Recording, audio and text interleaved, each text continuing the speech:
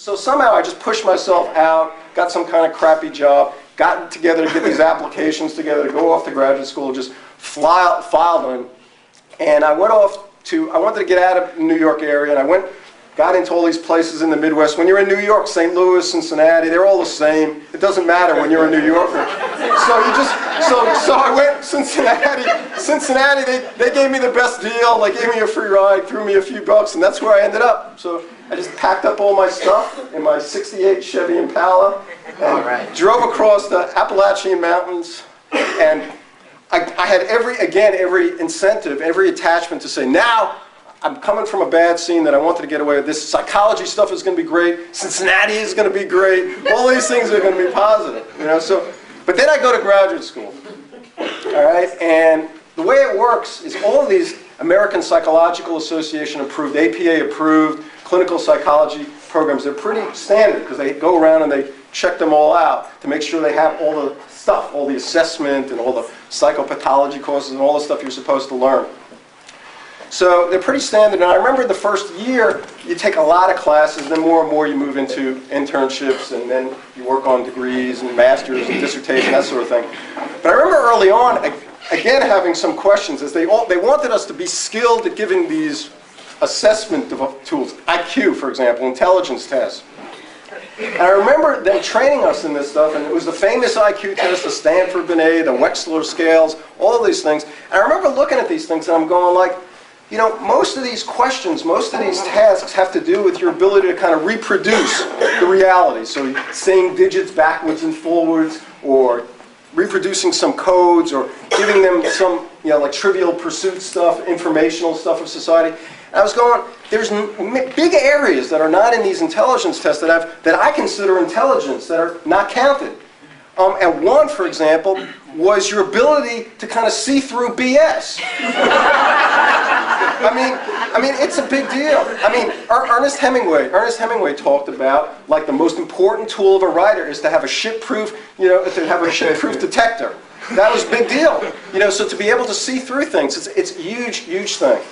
And that wasn't on it at all. Another thing that I thought was really a big deal, I'd always thought the most intelligent people out there were people like, Richard Pryor and Lenny Bruce and Mark Twain, people who were funny, people with a wit, I thought that those people, that's a real sign of intelligence. Well, clearly there was nothing on these IQ tests that measured that.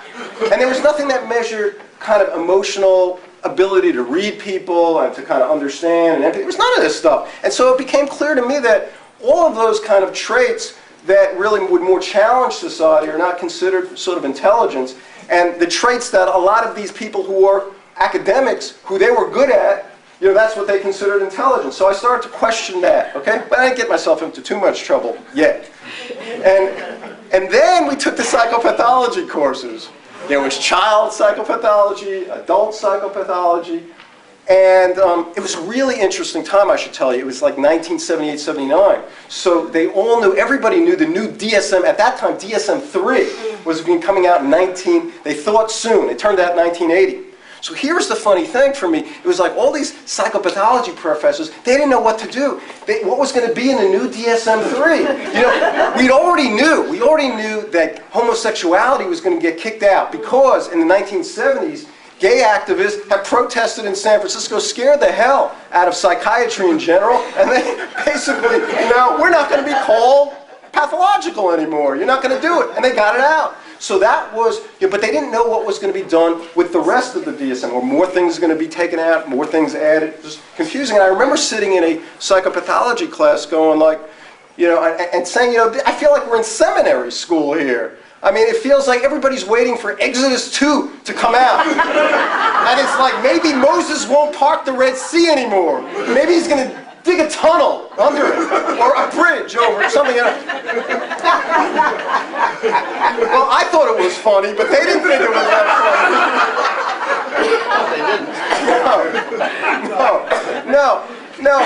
And so, but then what happened was, while I was there in 1980, I'm still in graduate school there, the DSM-3 does come out, and they took out homosexuality, God love them. But they put in a ton more. The book went from that to that, and then later on the DSM-4 is like that. It keeps on getting bigger.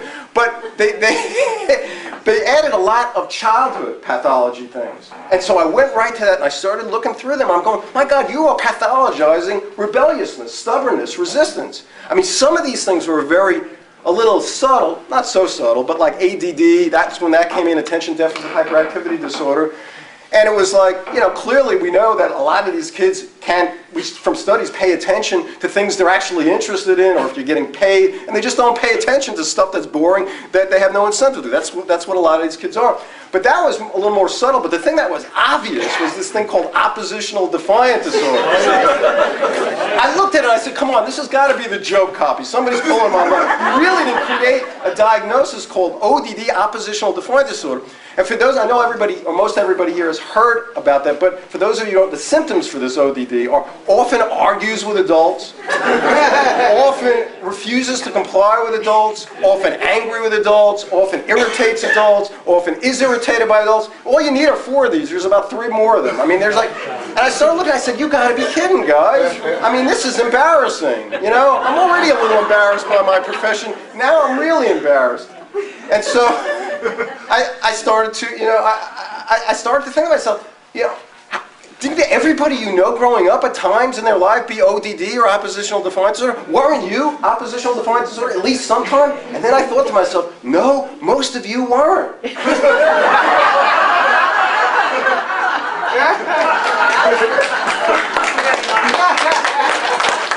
of course, people who rebel seem pathological to you. You know, makes perfect sense. In fact, maybe more than that, they might get you anxious because, whatever, there's a whole bunch of stuff to think about there.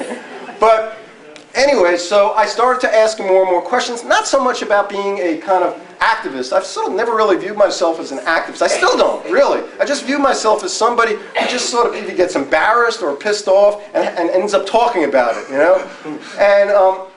And then what ended up happening was when I would do more of this stuff, evidently word would get around the faculty that I was doing some of this stuff. And one day I remember the head honcho, this clinical director guy, stops me. And he says, this guy, I remember, he's really full of himself. I don't know how I could describe this guy. Sort of like a Donald Trump, Newt Gingrich, Geraldo Rivera kind of guy. I don't know.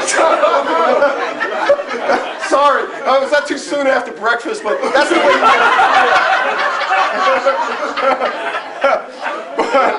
but anyways, he stops me and he says, Levine, faculty are talking about you. I said, what? You know, he said, you have issues with authority. It's obvious. You have authority issues. And I said, well, I thought to myself, well, at least I don't think that's in the DSM, so they're not going to trouble me. But I knew that wasn't good in terms of making career connections. So he keeps on pushing it. And I realize I'm smart to realize, you're telling me I have authority issues. If I say anything now, that proves your point, right? You know, one of those kind of games. So I didn't. But he finally baited me and baited me and baited me. And finally I said, I do not have authority issues. I just have issues with authorities who don't know what they're talking about.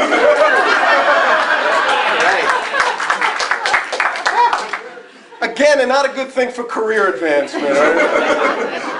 Because not only do they have issues with a lot of people have a hard time with non-compliance. You bet I'm non-compliant. This is a great t-shirt here. And inappropriate. Not only do they have issues with that, but they also have issues with anger, okay? They have a hard time dealing with any kind of anger, and I was a little pissed off. So anyways, when I graduate school, and I don't know how, actually I did it in a lot of ways. It was a lot of luck because my friends, the couple of friends I had through in each kind of class who were most sort of anti-authoritarian, most willing to question authority, a lot of them never made it through. They just left in disgust, they quit, some of them got kicked out. The best therapists I knew when I was in graduate school, the most empathic, most respectful, they somehow couldn't deal with the politics either. But somehow, I don't know, I slithered through, I think by luck. And I get out, and what I say to myself is, I obviously, with my authority issues, haven't made all these connections to work in a university or work in institutional settings. But there's private practice, so I'm off to private practice.